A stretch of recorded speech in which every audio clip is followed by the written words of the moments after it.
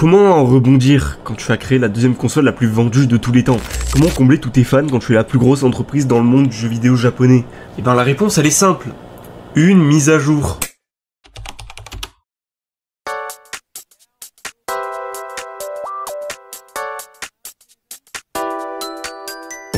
La DS, c'est un monument du jeu vidéo, la console portable la plus influente, la plus vendue et celle avec le plus de gimmicks. Durant ses 7 années d'activité, elle a tenu la barre du navire des consoles portables. Et à sa mort, en février 2011, sort sa petite sœur, avec plus de gimmicks, plus de fonctionnalités et de meilleure qualité. La 3DS était née. Une console de Nintendo, dans les années 2010, avec plus de gimmicks que de bons jeux de lancement. Évidemment que tous les gamins du monde, ils étaient là, papa, je veux la DS3, papa! Et parmi les fonctionnalités incroyables fournies avec la console, comme la réalité augmentée avec les cartes là, et l'application de son. On savait s'amuser à l'époque, hein. Parmi toutes les fonctionnalités, il y en a une qui s'est démarquée. C'est le Street Pass, la meilleure de Nintendo encore aujourd'hui si on me le demande. Mais Axo, comment ça marche le Street Pass? C'est quoi? Si t'as cliqué sur la vidéo, c'est que tu sais, non? Gros con. En gros, quand deux Nintendo 3DS, n'importe où et n'importe quand dans le monde, se croisent à moins de 5 mètres, elles échangent leurs données. C'est parfois utile quand un mec joue au même jeu que toi, mais ça, on s'en fout. L'élément principal, c'était la Plasmi Street Pass, un endroit où tes petits jeux sympas pourraient peut-être jouer uniquement grâce à cette mécanique. C'est super simple, tu rencontrais une personne, tu jouais une seule fois parmi au jeu que t'avais acquéri, et une fois ça fait, et ben tu recommences. Mais aujourd'hui, on est en 2024, et 13 ans après, personne ne sort avec une 3DS en poche. Donc bah, impossible d'y rejouer aujourd'hui. Bon, y a bien une méthode, mais Alors en passant par devenir un roi, un ranger galactique, un cuistot, un guerrier, un jardinier, un ninja, un pêcheur, Léon Kennedy, un street racer, un trader, un voyageur ou Luigi. Non, c'est pas une vanne. On en verra de toutes les couleurs et de toutes les formes, alors installez-vous confortablement et bienvenue dans la place la plus accueillante de Nintendo, la Plasmi Street Pass.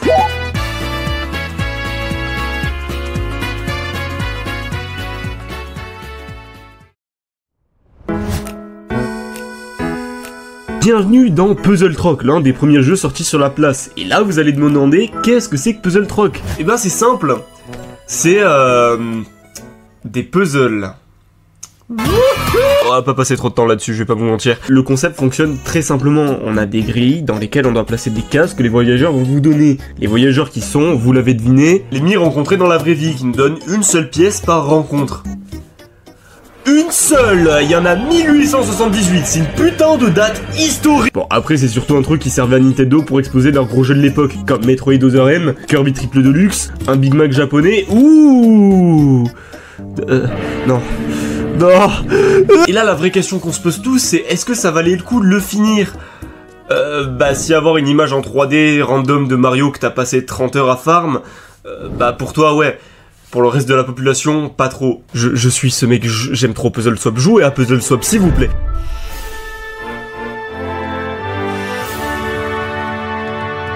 Dans les contrées lointaines d'un royaume sans nom, vivait un... Oui, ce genre de petit jeu, en vraiment, alors je rigole pas, putain, c'est horrible. Vivait un roi du nom de... Bah, celui de ton mi. Du coup. Qui, un soir, se vit faire kidnapper. C'est donc à toi... Oui, à toi, d'aller le libérer de sa prison. Et ce, en enrôlant des héros qui viendront combattre des ennemis au tour par tour. Oh putain, c'est un RPG. Bon, celui-là, c'est le plus connu de tous les jeux Street Pass. Pourquoi? Parce qu'il a un terrain dans Smash et une musique de boss dans Dark Souls.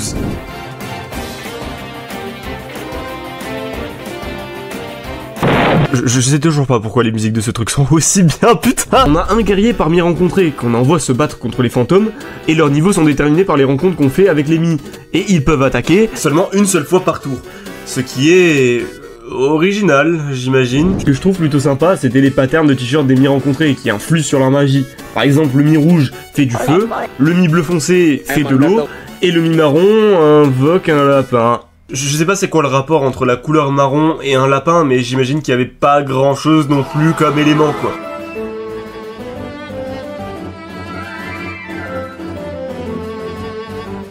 C'est le même jeu. Littéralement, c'est pareil. Donc ouais, c'est un jeu bonus que tu débloques en finissant 2 fois mis en péril 1. 2 fois. Vous imaginez combien de temps ça prend pour le finir une fois, Nintendo? Allez, vous faites... Bon, en vrai, dire que c'est le même jeu, je suis mauvaise langue. C'est plus une genre d'amélioration. On peut y faire des doubles attaques, enrôler des anciens ennemis avec leur niveau contre des pièces de jeu, et des boss finales exceptionnels.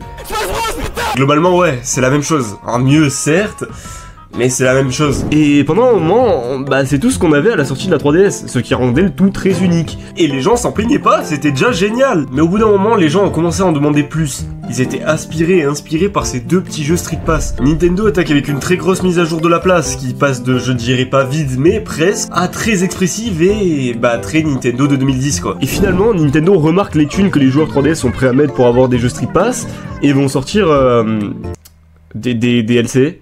Et je pense que c'est un peu allé trop loin, je pense.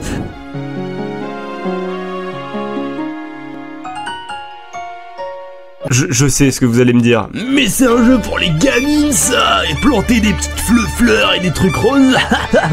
Oh, je suis pas pédé. Alors, déjà, tu as des avis politiques très douteux. Et ensuite, même ceux pas intéressés par les fleurs, je peux vous assurer, vous n'êtes pas prêts. Bienvenue dans le jardin Street Pass, un endroit où vous pourrez planter tout type de fleurs et voir les fleurs de vos amis. Le jeu prend place dans une ville nommée Florafield, et si c'est pas déjà assez explicite dans le nom, c'est une ville qui prend le jardinage très au sérieux. Tellement au sérieux qu'ils ont un statut pour montrer aux gens que ce sont les maîtres du jardinage. Qui a écrit ça? Putain, c'est trop con. On y fait la rencontre de ce mec random qui s'appelle Monsieur Mendel. Et retenez bien son chara-design, car les personnages écoutez, je sais pas, mais on va en voir souvent. Donc ce truc va rentrer chez nous sans permission et va nous donner l'objectif de devenir un maître jardinier et de planter le plus de fleurs possible. Ok Google, combien y a-t-il de combinaisons et d'espèces de fleurs dans ce jeu? Putain de merde. Ouais, le jeu est long, très long. Avoir le 100% c'est presque impossible. Mais c'est pour ça qu'il est génial, il a des tonnes et des tonnes de contenu. On peut bosser pour les gens de la ville, avoir une grosse variété de décors, de pots pour exposer nos jolies fleurs. On peut parler à nos invités et... Wow, c'est juste giga complet hein. Et c'est qui a fait ce banger? Ok, je comprends mieux. Ouais, c'est pas Nintendo qui ont fait le jeu, mais bien l'équipe de développement Grezzo, que j'aime beaucoup d'ailleurs pour la remake de 2 Zelda 64 sur 3DS. Ce jeu a bien trop de contenu que ce qu'on lui demande, et c'est une bonne chose. Mais je vais passer au suivant parce que sinon je suis parti pour faire une vidéo de 2 heures sur le sujet uniquement.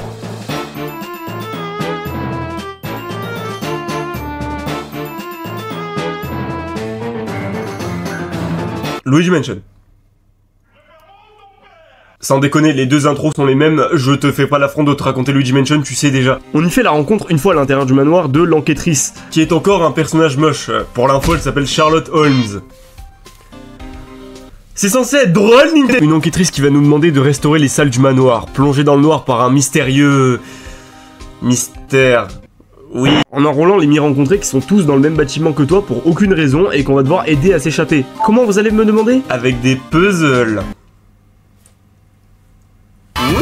Bon, on va pas passer trop de temps sur celui-là, je vous avoue qu'il est à peine bien, et tout ce qu'on fait, c'est spammer A, placer des pièces, puis respammer A, puis replacer des pièces, et se faire casser le cul par des boss au hasard. J'avoue, c'est pas ouf. Après, c'est pas non plus mauvais, c'est juste l'impression que t'as fait le tour du jeu une fois que t'as fini le premier étage, qui représente environ 15 minutes de jeu. Donc ouais, pas beaucoup de choses à dire. Au suivant. Aux confins de l'univers se trouve une petite galaxie où les jours s'écoulent sereinement, la galaxie Street Pass. La Force Mi, unité de défense, veille sur cette contrée. D'ailleurs, on est le seul membre. Ce qui est très con. La galaxie se fera malencontreusement attaquer par Golden Sans... Le Goldbone Gang, une armée de soldats armés jusqu'aux dents prêts à coloniser l'univers entier. Quand je vous disais que c'était très con qu'on soit juste le seul membre... Mais évidemment, grâce à la force de Street Pass, on va pouvoir recruter des membres et mettre fin à son règne de terreur. Le jeu est un shoot'em up en side-scroller. Chaque mi rencontré nous donne une arme définie par la couleur de t-shirt. Ça marche comme mis en péril à ce niveau-là. Chaque arme que les mi nous donnent sont cool à prendre en main. Vraiment, c'est bon de fou et les boss sont pleins de bonnes idées. Mais juste pas le boss en forme de roue de carnaval. Toi, tu peux aller te faire foutre. J'ai pas eu l'occasion de le terminer, mais le jeu est très bon dans l'ensemble. Y a rien à dire, mis à part peut-être un petit manque de contenu, mais je suis juste un pourri gâté qui est né avec un jardin Street Pass dans la bouche, j'imagine.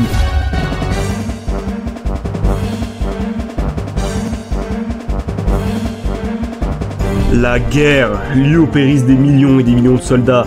Bon, pas dans ce jeu-là, c'est un jeu Nintendo, donc en vrai, faut pas déconner. Bienvenue dans... Peu importe qui a designé ce continent de merde, Nintendo, vous aurez dû le virer. Un continent rongé par la guerre, car tous les pays veulent se péter la gueule entre eux. Et nous, joueurs, nous allons faire quelque chose à propos de cette histoire. À votre avis, on va protester, prôner la paix et l'amour, faire en sorte de limiter les blessés et les morts?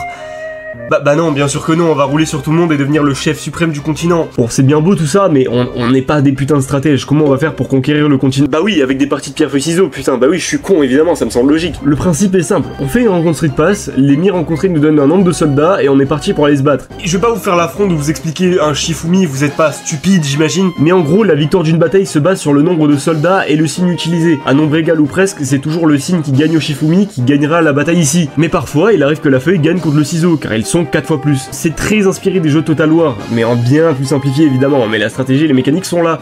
C'est pas si simple de gagner, faut vraiment bien réfléchir. C'est suite à cette première vague de DLC que Nintendo a su rendre la place encore plus culte que ce qu'elle était de base. Et ce, grâce à un grand succès de l'achat de ces DLC. Littéralement, hein, je ne connais pas une seule personne ayant passé sa vie sur sa 3DS sans avoir acheté un seul jeu à l'unité de cette extension. Et comme ça a bien marché, et Nintendo a vu les ventes et en fait ouais, c'est pas mal, ouais.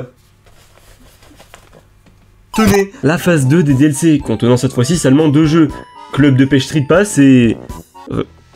Resident Evil.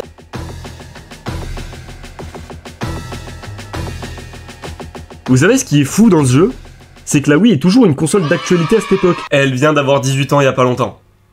Ouais, désolé pour le coup de vieux, hein. Et encore plus fou, un beat'em up avec des zombies par Nintendo. Je sais pas qui a eu cette idée, mais il mérite définitivement une putain de promotion. Le jeu prend place dans la ville de Raccoon City. Non, dans la ville de Hobbyville. Une ville où les zombies sont partout. Mais pas de panique, parce que Nodmi vient sauver le monde. Avec sa Wiimote. Après un appel avec le Dr Liz, un autre personnage dégueulasse, on apprend qu'on est l'un des derniers espoirs de l'humanité et que les habitants de Hobbyville ont besoin de nous. Et oh putain, ce jeu est rempli de juice et de bonnes idées. On doit y sauver des habitants, les mi rencontrés ayant tous des hobbies. Du coup oui, d'où le nom de la ville, c'est encore une vanne de merde. Donc chaque hobby désigne une arme qu'on peut utiliser dans le jeu. On peut passer par un mégaphone, une Wiimote, une boule de bowling, un iPhone ou... Une queue de billard, quasiment. Non. J'aurais aimé moi aussi que ce soit le cas, mais non, pas de queue de billard. Il y a 5 mondes avec 4 niveaux de chaque, et en plus des boss vraiment sympas. Il y a tellement d'attention et de détails dans ce jeu que je pourrais pas tout citer sans faire une vidéo de 2 heures, putain, c'est la 2e fois que ça arrive. Et oui, niveau contenu, on est presque au même niveau que le jardin Street Pass. Mais c'est sans compter le prochain qui est au-dessus de tout le monde.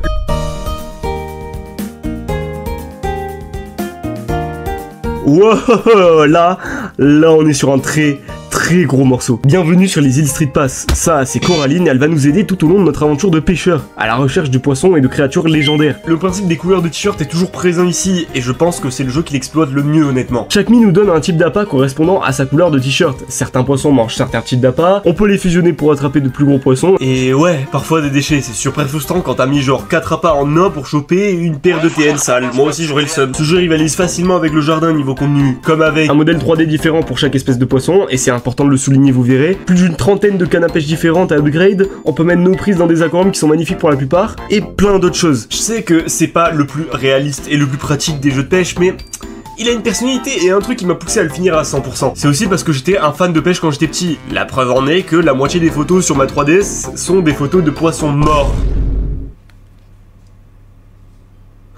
J'aurais aimé que ce soit une vanne sans déconner, mais c'est vraiment pas le cas. Puis vint l'année 2016, la 3DS a déjà 5 ans, la place aussi. Est-ce qu'il serait pas temps pour une phase 3? Genre, l'ultime phase? Pour cette phase-là, Nintendo sera extrêmement généreux envers nous, en nous offrant un choix entre 2 jeux. Celui qu'on aurait choisi aurait été gratuit, et l'autre on aurait dû l'acheter. Suivi de 4 autres jeux, eux bien payants. Et parmi les 2 jeux gratuits, il y a un jeu sur le trading, et un jeu sur des courses de voitures miniatures. Je me demande réellement le pourcentage d'enfants qui ont choisi le jeu du trading, j'espère sincèrement que vous êtes millionnaires aujourd'hui, putain. Bienvenue chez le personnage le plus moche de la place. C'est quoi cette merde sans déconner? On dirait les icônes de merguez super. Bienvenue dans le cours de la bourse, là où vous ferez un maximum d'argent. Il y aurait pas forcément de choses à dire sur le jeu, hein. Le gameplay se résume à appeler des investisseurs, acheter, vendre, acheter, vendre, acheter, vendre, acheter, vendre, acheter, vendre, gagner des thunes. Exactement comme un vrai trader. Oui bon j'exagère, mais dans les grandes lignes, c'est la bourse IRL quoi. Le but c'est juste d'avoir le plus de thunes possible, et bien qu'il n'y ait pas grand chose à dire dessus, c'est vraiment plaisant et addictif. Mais ça c'est parce que je suis un mec qui aime trop l'argent. Bah quoi, je suis youtubeur, évidemment que j'aime trop l'argent, c'est dans mes veines, regardez, abonnez-vous d'ailleurs. Blaise, la braise, Nintendo, Plar, Peach, je dirais le mec qui a eu l'idée de ces prénoms de mec, et détenteur d'un magasin de slot car, des petites voitures qui font la course sur des rails. Et nous avons le rêve de un jour pouvoir devenir le plus grand champion de slot car du monde. Champion actuel qui s'avère être le frère de Blaise, donc pas ouf comme annonce pour Flash McFlurry, putain. Le gameplay est... bon bah... C'est comme des vrais slot cars quoi. Tu maintiens A pour accélérer et tu relâches pour drifter comme Takumi dans les virages. Allez voir Initial D si vous avez pas la ref, allez le voir juste après la vidéo, je vous en supplie. Le jeu est bon en soi, mais il y a un léger souci. Bah c'est pas un jeu Street Pass. Le seul lien avec la place, c'est les mini dont tu rencontres dans les décors pendant que tu joues. Et si le jeu était tout juste moyen, j'aurais dit que c'était de la merde.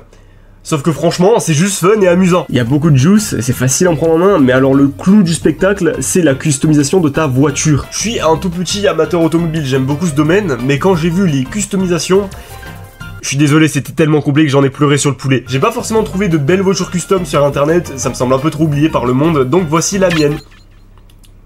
Elle est belle, hein. Dites qu'elle est belle ou j'explose.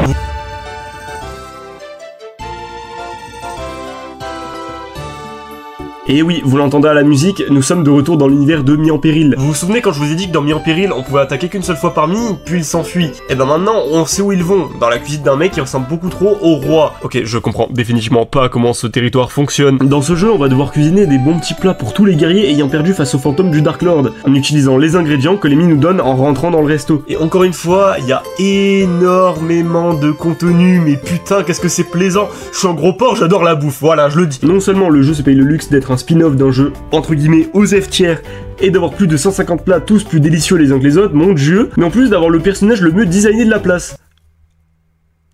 Non mais c'est vrai, il est trop mignon. Honnêtement, il fait son boulot de jeu de cuisine sympathique et on lui en demande pas plus. C'est charmant et le fait que Nintendo a pris le soin de respecter un minimum l'univers de Mis en Péril dans cet opus est un exploit en soi. Et c'est sûrement le dernier jeu de la place à avoir presque autant de contenu que le jardin. Ce qu'il sauve, c'est le gameplay hors rencontre. En gros, quand les Mi rencontrés nous donnent des ingrédients, parfois il y a un peu des restes. Et c'est avec les restes qu'on peut créer des recettes pour nous entraîner. Et oh mon dieu, c'est Nintendo Genie, c'est le meilleur jeu de la place.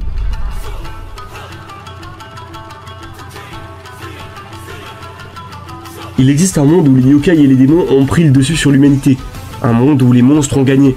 Jusqu'au jour où se forme un clan ninja. Un clan nommé... Le nom de ton Mi plus clan ninja. Mon Mi s'appelait fils de p sur ma 3DS à la base. Et ce clan a une technique spéciale pour vaincre ses ennemis. Une technique de ninja ancestrale. Qui est se faire shooter directement d'un ennemi via un canon. C'est trop débile, j'adore ce jeu. Vous l'expliquer serait franchement compliqué, mais en gros, on doit aligner des cerfs-volants sur la trajectoire du tir de canon. Une fois que le tir est lancé et qu'on touche un cerf-volant, on récupère de l'équipement.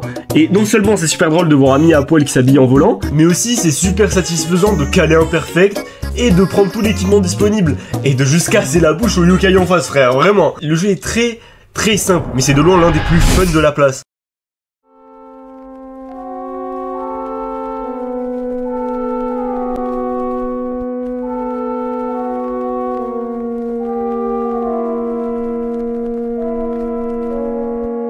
Et c'est ainsi qu'on conclut avec ce perfect. Nintendo a su, par le biais de simples petits jeux, nous y faire passer des heures, avec des concepts tout cons, mais tellement bien pensés, et juste amusants en fait. Et je sais pas si c'est que moi, mais les jeux d'aujourd'hui, et même à cette époque en fait, dans 90% des cas, ils visaient les plus beaux graphismes et les mécaniques les plus réalistes possibles. Mais c'était juste pas le cas sur la place Mi Street Pass. Un endroit qui, par sa simplicité, rendait le tout juste excellent, sur tous les points. Un endroit qui me rappelle une gigantesque salle d'arcade en soi. Un endroit où tous les jeux sont amusants. Ouais, allô, je suis en plein tournage. Comment ça, j'ai oublié un jeu? Non, pas ça, non!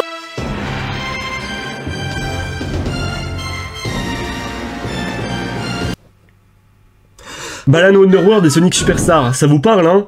Ils sont réputés pour être deux jeux pourris. Devinez quoi? Ce jeu est développé par la même équipe de merde, putain! Explorateur Mini c'est juste nul. Y a rien à redire, c'est juste nul objectivement. L'idée est mauvaise, récupérer les pas des Mi rencontrés et marcher dans une jungle random, trouver des cailloux avec des dessins d'indiens dessus. Souvent on se retrouve à prendre des photos d'animaux moches et parfois on leur tire dessus. Sur des putains de PNG compressés. Mais même le club de pêche Street Pass, ils avaient un modèle 3D pour chaque poisson, c'est pas compliqué de modéliser un hippopotame si. Ok, c'est le seul mauvais jeu de la place et j'ai pas forcément envie de parler de ce jeu au global, y aurait rien à dire dessus dans tous les cas. Mais je suis d'avis que Nintendo aurait dû le sacrifier, quitte à perdre 5 €, franchement, vous êtes juste des rats. Au global, ouais, la place Mi Street Pass a une place plus ou moins grande dans le cœur des anciens détenteurs de 3DS. Et le fait que quasi tous les jeux sont géniaux montre à quel point Nintendo se cassait le cul à l'époque pour pondre des bons titres, même si c'était juste pour un petit concept à la base. Et la place Mi est encore aujourd'hui un gigantesque banger, qui mérite d'être découvert ou être redécouvert, peu importe vos moyens. C'était un endroit où on pouvait vraiment s'amuser pendant un moment, et surtout un jeu qui te faisait sortir de chez toi. Ça me rappelle un peu une grande salle d'arcade, c'est la salle d'arcade de Nintendo. Le lieu où les de mes amis se réunissaient pour jouer à des jeux stupides, comme nous quand on était gamins avec nos amis. Excepté pour toi, Explorateur Me, j'espère qu'en 2030 tu deviendras un Lost Media et que personne ne te recherchera, je te déteste.